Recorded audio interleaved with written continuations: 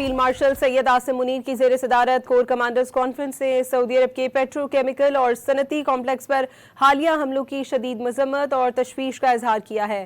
Corps commanders conference کا موقف تھا کہ سعودی عرب پر حملے ایک غیر ضروری کشیدگی ہیں۔ ایران کے سعودی عرب پر حملے پرامن ذرائع سے تنازع کے حل کی مخلصانہ کوششوں کو نقصان پہنچا رہے ہیں۔ اس نوعیت کے حملے اور بلا جواز جارحیتیں پرامن کوششوں اور سازگار ماحول کو سنگین طریقے سے متاثر کرتی ہیں۔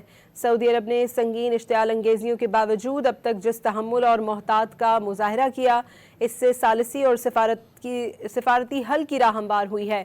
کور کمانڈرز کانفرنس نے مشرق وسطیٰ میں جنگ کے خاتمے کے لیے حکومت کی بھرپور کوششوں کو سراہا ہے۔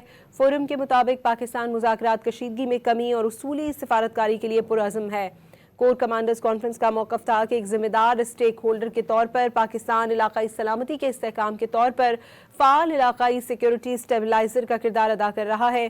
کور کمانڈرز کانفرنس نے بھارت کی جانب سے منسوب مسلسل گمراہ کن معلومات، بے بنیاد الزامات اور جھوٹے فلیگ آپریشنز کے بیانیے کو دو ٹوک انداز میں مسترد کرتے ہوئے کہا کہ اس طرح کے ہتھ کنڈے عالمی سطح پر بے نقاب ہو چکے ہیں۔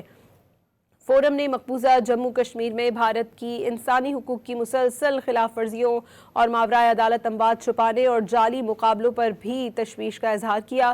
کور کمانڈرز کانفرنس نے عزم ظاہر کیا کہ بھارت اور دیگر بیرونی سرپرستوں کی ایما پر کام کرنے والے تمام دہشت گرد پراکسیز عناصر، ان کے سہولت کاروں اور معاونین کو بلا امتیاز اور مسلسل تعاقب کے ذریعے ختم کر دیا جائے گا۔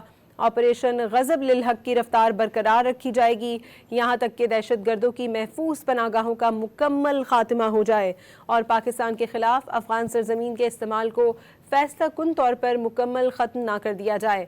کانفرنس کے اختتام پر army chief of defence forces نے کمانڈرز کو آپریشنل تیاری، نظم و ضبط، تربیت، جسمانی فٹنس، جدت اور میدان جنگ میں پیشہ ورانہ مہارت کے اعلیٰ معیار کو برقرار رکھنے کی ہدایت کی۔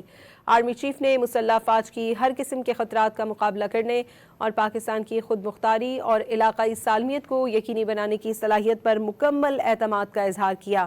فیلڈ مارشل کا کہنا تھا کہ حکومت مسلح افواج اور عوام کے باہمی تعاون اور ہم آہنگی سے پاکستان اپنی سیکیورٹی کامیابیوں کو مستحکم، معاشی استحکام کو مضبوط اور علاقائی اور عالمی سطح پر اپنی حیثیت کو بہتر بنانے کی طرف گامزن ہے۔ فورم نے اپنی جانوں کا نذرانہ پیش کرنے والے معصوم شہریوں کے لیے فاتحہ خوانی کی۔ فورم نے شہداء کی بے مثال قربانیوں کو خراج عقیدت پیش کیا، قرار دیا کہ شہداء کی لازوال قربانیاں پاکستان کی سلامتی کی اساس ہیں۔